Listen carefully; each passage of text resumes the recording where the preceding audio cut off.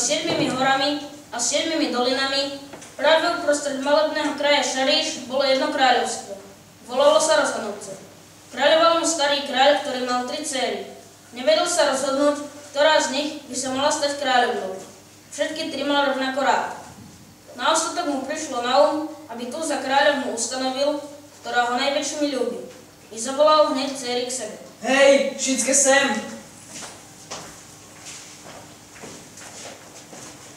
Dzívky mojo, vidíte, že som už starý a že tu dlho nebudem.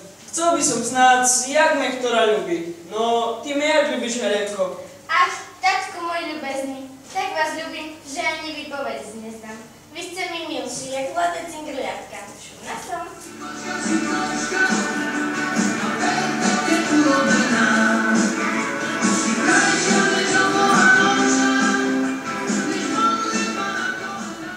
No, vidím, že ma bardzo ľubíš. A co ty, Bavlinko?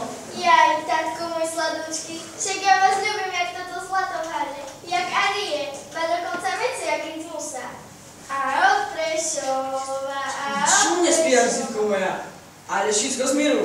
No, Marienko, rečuj. Ja vás mocno ľubím. Ja vás ľubím jak sol. Co rečuje? Ja si pánu čujem. Idź mi z očí. Mne še nožiky v kešeni otvárajú. Co ja odpadnem, chydajte me. Bo na co zrobím sebe, abo sebe zrobím kávu. Hada som na peršo choval. Vypadalo, že še vydarí a pade. Ľubíme jak sůl.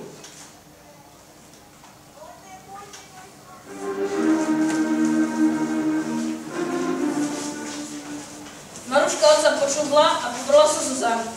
Bolo jej ľúto, že ju otec vyhnal a nevidel, že ona nie menej ako sestry ľubí. Nevedela, kam má ísť, až prišla do tmavého lesa. Tu, kde sa vzala, tam sa vzala, postaví sa do cesty starenka. Kúkaj tu na ňu, šumné mladé dzivče, a vyrevuje, jaké by už jutre plakať nemohla. Stalo že ti daco? Abo bavíš nejakú reklamu? Ach, ja nešťastná, však mne tatko z domu vylúcila, nemám ze ísť. Normálne me odštrihli.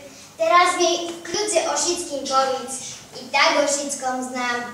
JBP funguje všade.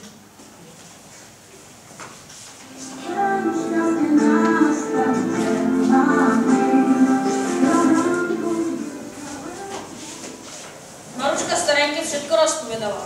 Starenka jej sľúbila, že jej pomôže. Bývali spolu v starej kuške v lese. Starenka Marušku naučila, aké bylinky sa na akú chorobu používajú a kedy ich zberať. Na zámku zatiaľ všetci trpeli nedostatkom soli. Ach, co ja starý kuň porobil, však ja to tu, čo sa mne najviac starala, vyhnal. A to de dva, šeden finca a do žvírata kuchajú. Však ja pri nich o svišky rozumu prídem, i keď neznám, či ešte mám otcov.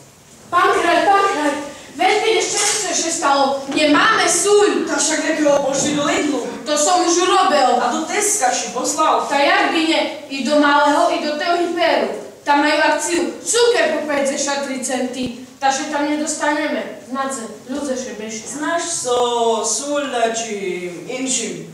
A čím? Ja kráľ, nie kuchár, to še me zapni v telke to nebíčko v papulke, ta se nauča.